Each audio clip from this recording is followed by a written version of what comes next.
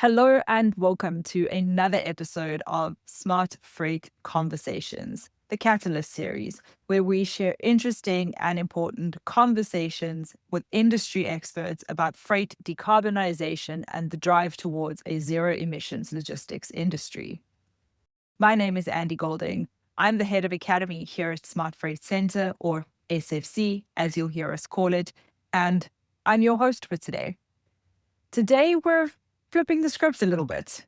We normally talk about sustainable logistics and freight decarbonization, a language that supply chain, procurement, and logistics folks speak fluently.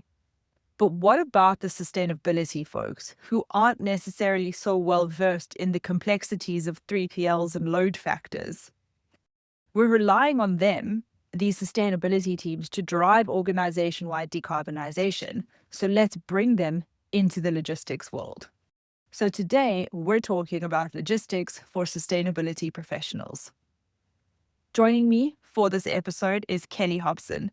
Kelly is the managing director of Shape Tomorrow and the founder of Sustainable Logistics Live. She is a close partner to SFC, and watch the space for some cool things that we'll be getting up to with both Shape Tomorrow and Sustainable Logistics Live. But for now, let's drive into today's episode. Kelly, it is wonderful to have you here. Thank you, Andy. It's an absolute joy being here, and thank you for the invitation to be part of this podcast, which is very, very important at this stage going into the new year. Thank you. So, Kelly, let's dive right in, because actually what sparked this podcast and why we're having this conversation was a recent meeting that you and I had where you highlighted something that you're observing, and that is that many sustainability professionals struggle to engage confidently with logistics teams. Why do you think this barrier exists, and what are the risks if we don't try and bring this barrier down? Absolutely. It's such an interesting space at the moment. For Shape Tomorrow, we've been going for 4 years as a consultancy, and it was very much founded in normalizing sustainability. In the reality, in looking at where business models are today, sustainability leads sit as a silo and sit independently to any other team within the business. When you look at that, then in terms of how you implement change, you need to be talking proactively to different teams. Logistics is a primary example in terms of being able to engage and respond within moving forward. Sustainability leads then see a barrier in terms of that conversation with logistics managers. Through lots of different reasons, we have knowledge gaps across the whole industry from a shipper side and from a logistics perspective in terms of decarbonisation and what that looks like moving forwards. We're not learning that in an education background. We don't come out of university or college with that knowledge base. So we're having to learn it on site and upskill. When you look at sustainability leads, they have so many responsibilities. We're supposed to be embedding sustainability across procurement, across marketing, across finance, all these different areas. So for a number of reasons, it appears logistics teams are being left as a lesser priority. And some of that comes down to, I know, perception versus factual information that we'll go on to later on in this podcast. But it very much is starting to bridge that communication around strategy and sustainability, recognizing that work streams need to happen in every single team to then entwine within a sustainability strategy that's true and set for purpose moving forward. And that's what Shape Tomorrow is about, normalizing the language that we use to simplify it, and then being able to lean on accountability, both from a sustainability lead and a logistics team, in how we progress this together as a partnership and a collaboration internally across the business model, which is really, really important. You've just said we need to progress this together in collaboration, and collaboration is such a big theme of what we're seeing as well from the Smart Freight Center perspective. We're seeing more and more that the conversation around successful decarbonization, logistics decarbonization, but organization wide as well, is getting broader and broader. It's been very siloed. So from our perspective, looking at logistics decarbonization, it's been just the sustainability or the logistics or procurement or supply chain teams that are focusing on this, but more and more we're starting to see the need for finances involvement, procurement's involvement, sales's involvement. And we've actually started to now create courses for these particular teams. We have sustainable logistics courses for finance, sales, and procurement teams. But what you just said, this theme of collaboration, it's so important that we can't expect people to collaborate effectively if it's in a space that is foreign and they don't understand it and there's not a shared language or common knowledge. If we put the ball, for now, let's play devil's advocate, let's put the ball in the court of the logistics professionals. If we want logistics professionals to start to demystify their work and kind of open the door for more cross-functional collaboration across their organizations, what do you think are some of the things that they could start to do differently? And it comes to challenges here that I've recognized in terms of a company as a whole. When we introduce a sustainability strategy, that board communication has to cascade directly into the logistics team. We're seeing that when that messaging cascades, it goes to a sustainability leads, and then they're expected to tell each of the teams. So ultimately, a logistics department is sat there not necessarily feeling like they're part of that wider conversation around sustainability. So ultimately, they're not being told you are needed short term and long term to build out a roadmap to decarbonize our transport and distribution activities moving forward. They're just not part of that storyboard. So that's the very starting point. They need to be told. Within that piece, their challenge becomes the knowledge gap. And ultimately, we need to progress forward by introducing KPIs within a logistics team where they are using data to enable their performance within that carbon accounting piece. So they will have operational efficiencies, the cost of shipment, scheduling around shipments, times and deliveries, their costing models around every monthly reporting factor, but they will not necessarily have a carbon per shipment emission data. And that needs to happen. A sustainability lead, they are very much factored into their impact reports, which is on an annual basis. So they'll look at pulling in data, and their data is very much calculated in terms of volumes, in terms of spend, but they're not accurate from what a logistics team needs. And that's where one of our main challenges is. So if a logistics team is sat here today, they've had the message cascaded to them in terms of board downwards to say, we need to progress in terms of decarbonisation and your team is expected to move forward. That's step one. Then we have the knowledge gap. The knowledge gap comes twofold. So our logistics teams need to understand carbon accounting, carbon intensity as an absolute priority.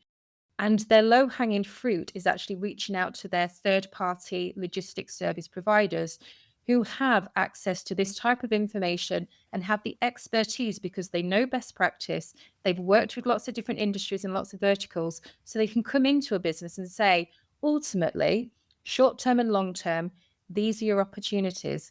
This can also drive operational efficiencies. This can also drive cost reduction. So we have to entwine that decarbonisation conversation with other key performance indicators that make sense within that team. What the logistics manager needs to do is ensure that the sustainability lead is included within those meetings. Because what's being missed now, which I'm seeing more and more, is sustainability leads hold the purse strings to additional budget. They have been told that they need to be driving sustainability, green initiatives, smart logistics across their business, and the logistics managers aren't necessarily seeing that as a leverage to progress change. So if a sustainability lead and a logistics manager is sat in a meeting with a logistics service provider saying these are the opportunities over the next 12 months, over the next 3 years, they can both then come out of this meeting together as an internal collaboration and have additional conversations to say, this is a potential roadmap. This might not work. This could work. The sustainability lead will have that gap within their knowledge to understand what can and can't work, but they're able to challenge in an appropriate way because it's respectful, because it's an internal business model, but they start to work together and are starting to be realistic, but also transparent in their decision-making process. And that seems to make sense. In terms of sustainability leads, they don't need to be experts in this area. They need to be seen as bridging a gap, as an enabler to allow an opportunity to progress. They're almost, as someone, a sustainability lead of a huge UK manufacturer spoke to me the other day, they're almost conductors, sustainability leads. They don't work as a silo. They have to recognize all of their multi work streams across a whole business, and they are conductors to help and enable progress. So they don't have to learn all the knowledge. They're never going to learn all the knowledge. It is so vast, but they need to be able to go in and have a productive conversation and to be able to support and help rather than being seen as a perceived extra load to the workload, which often they're seen.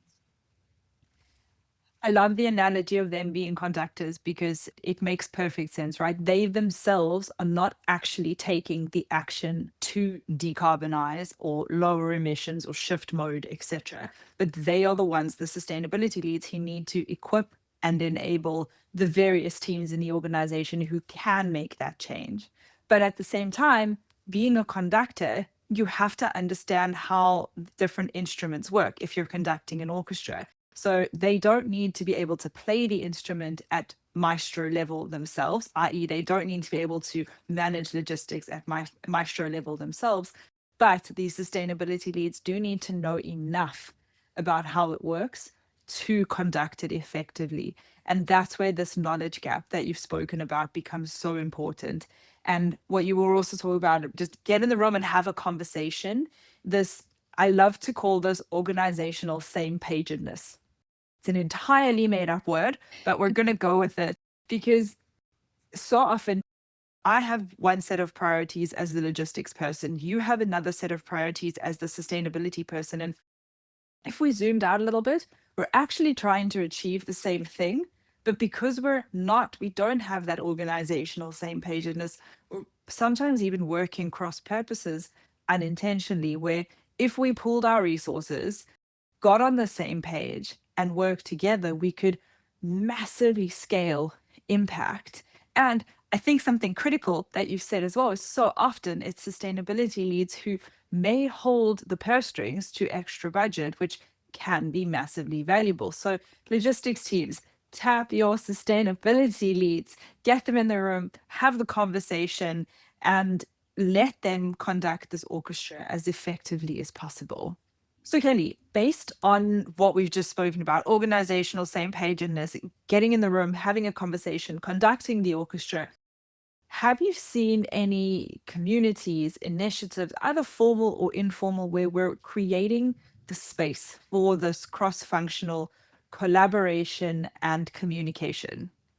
Absolutely. But it's been very small scale. I think where there are leads, it's within the very large corporates who are obviously being hit by legislation, and knowing that we have differences within CSRD moving forward, that becomes an even smaller population. So again, it comes back to how do we normalize these conversations in a wider mass market scale? I think where organizations are looking at their value chain as a whole and not specifically looking at manufacturing and product emissions per product, they're considering their wider scale around logistics, then that's a type of conversation where I'm seeing manufacturers that have cascaded down that priority that we all as a team need to be considering where our sustainability strategy is, and specifically around environmental topic, then it's become part and parcel of the way that they move forward. So it's entwined within conversations. The interesting part with all of this is that ultimately it becomes the maturity of adoption within sustainability. If you're right at the start, I see, because scope 3.4 and 3.9, so that logistics into that transport and distribution piece isn't necessarily mandatory within reporting, so is left off in terms of priority. Where that is pulled in to say we need the conversation because we recognize this is not something that happens overnight. We can't drive change in logistics with a fairy wand. And ultimately, in 24 hours, we're going to make all of those differences. We're talking 1, 2, 3, 4, 5 years of ultimately day to day tactical and strategic changes to be made to continue and drive. We all know sustainability isn't a one hit wonder, it's here to stay, and it's a forever evolving business model. So those companies that I see that are right at the very start, they are starting conversations across the teams. and they are bedding accountability within the logistics teams. They then move in maturity. So you have stage 1 of maturity in that they're recognizing within a key performance indicator and reviewing cost.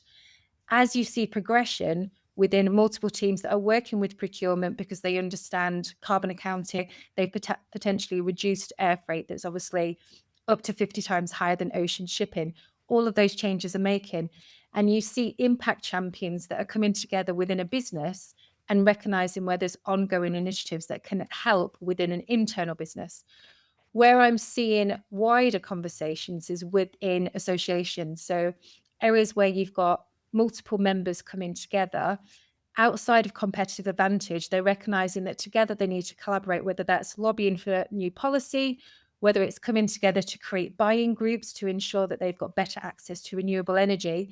It's those strategic approaches that can really drive mass market change. So it's almost twofold. What can I create internally as an internal team to create that value proposition that's commercially viable and driving a competitive advantage in the marketplace?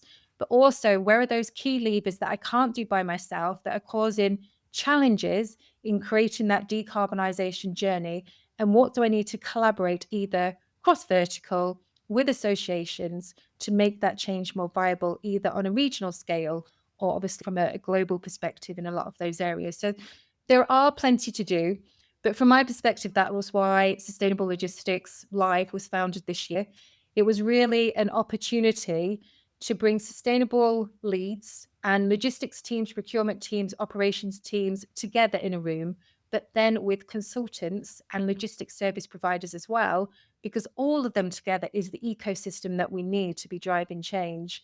And if you've got a sustainability lead and a logistics manager sat for a day at what is a conference, and we're bringing together industry experts that are talking around evolving technology, that are talking around the access to data, multimodal strategy, change management, all the factors that we know need to happen in upskilling, then they go away together. It's not business as usual the next day. They're having a conversation to drive change, because I'm so tired of talking net zero and not doing all of those different actions today. We have to talk net zero, but there are plenty of opportunities to be driving change at a tangible level that will create obviously progress and quicken the pace that we need to happen.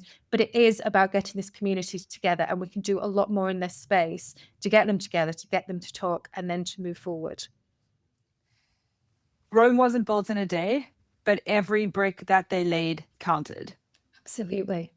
And I think that's what we often lose sight of in this journey towards zero emissions, net zero, whatever you want to call it.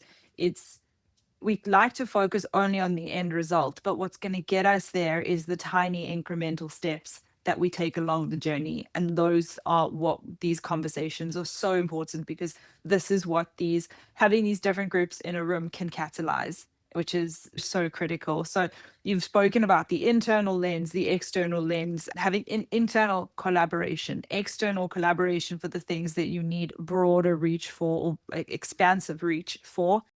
I love what you said about this sustainability being a forever evolving business model. And I think something really important to mention here to both sustainability professionals and logistics professionals is beware the curse of knowledge. For sustainability professionals, what they do and their mandate and what they're driving is so obvious, because it's what they look at every day. It's the Kool-Aid that they drink every single day. And for logistics professionals, what they do and what they're driving and their business model and their operating expenses, etc., are obvious, because that's the Kool-Aid that they drink every day. But what's obvious to me is not necessarily obvious to you. And that's why the same pagedness, coming back to that theme from earlier, is so important, because we can come into the room, have a conversation, beware of our own curse of knowledge and say, oh, I actually wasn't aware of that, or I haven't seen it from that perspective before. And that can really unlock things and get the wheels turning and the gears shifting, to stick with our freight and movement puns. So, Kelly, I want to ask you about the One Green Ask campaign. You created this campaign to encourage small and focused actions. Can you tell us a little bit more about the One Green Ask and what inspired it, And as we come towards the end of the episode for today, I want to ask you, how can we encourage people to, how can we expand One Green Ask? Yep, absolutely.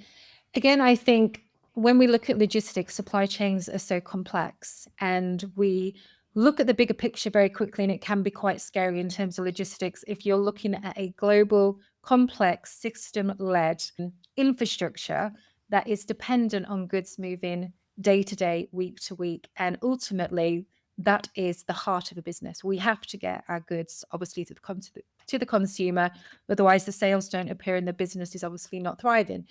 So all of that is almost an area that we don't want to touch. But when we review those areas, there are opportunities in smart green logistics which can happen short term in small transitions, whether it is looking at access to renewable energy as a proportion of an owned fleet or through hauliers. If we're looking at transitioning air to ocean as a conversation, if we're starting right at the beginning in terms of building out carbon literacy in a particular team that's specific. I'm a big fan of carbon literacy, but it has to be specific to the team and specific to the sector. You can't train generic learning in this space. That's a real learn for me over the last few months in terms of delving into these opportunities. So from a One Green Act, I have been to so many brilliant events where we all come together and we listen to brilliant speakers.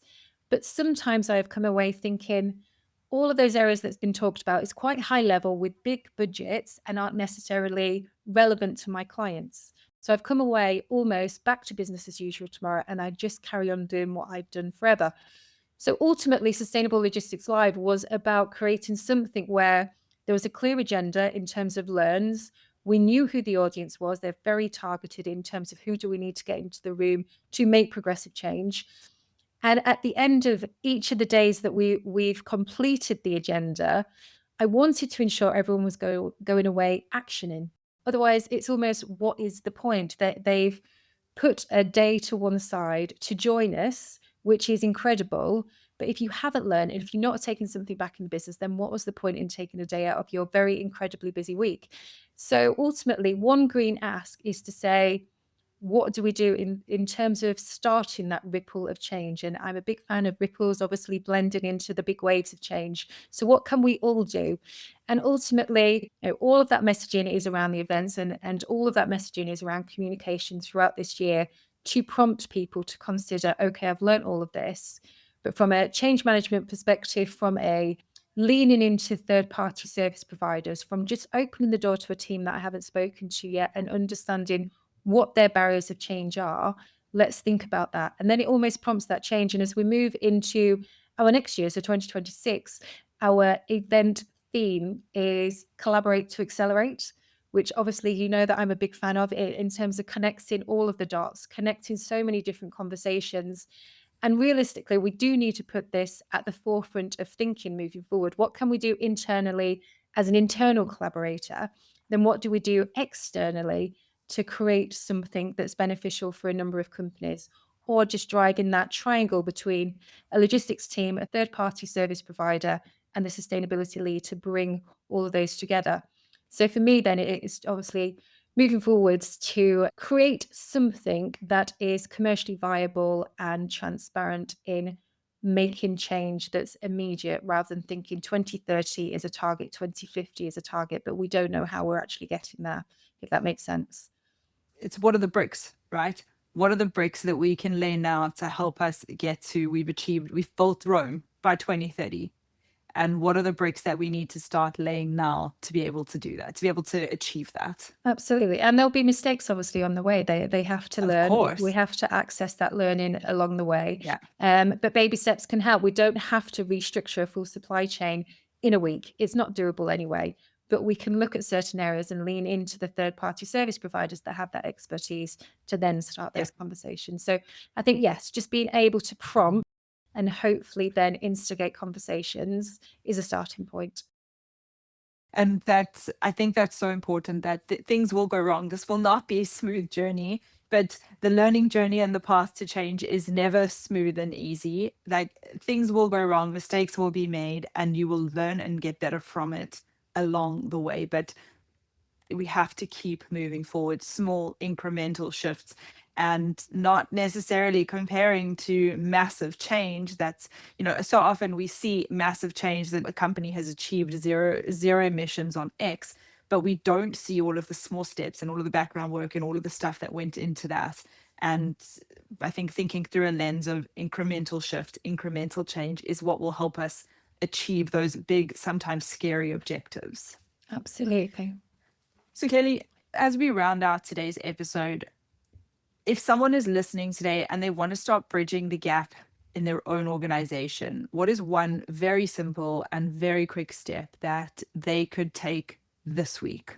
So ultimately, if you can support the knowledge gap in understanding carbon literacy introduction within a logistics team and recognizing how to build key performance indicators that support carbon accounting within that team, we'll start that conversation and recognize where the heat mapping is that is required across the supply chain.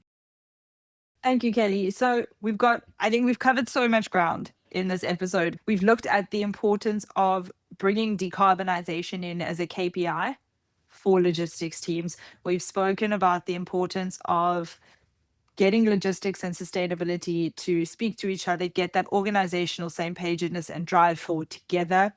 That sustainability is now and forever a forever evolving business model, and we need to keep moving and shifting as that changes.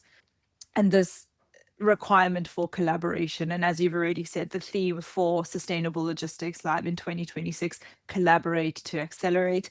I love that. Kelly, thank you so much for joining us on today's episode of Smart Freight Conversations. It has been wonderful. I've loved this conversation. I think we could keep talking for the next hour and a half, but thank you for joining us. Thank you for sharing your knowledge and expertise. Thank you, Andy. It's been great. And I'm looking forward to lots more conversations around this space. Thank you. Once again, thank you so much for joining us for today's episode. If you want to start or accelerate your freight decarbonization journey, feel free to check out the Smart Freight Center Academy. We have loads of free resources and courses available that can help you on emissions accounting, electrification, aviation, maritime, you name it, we've got it.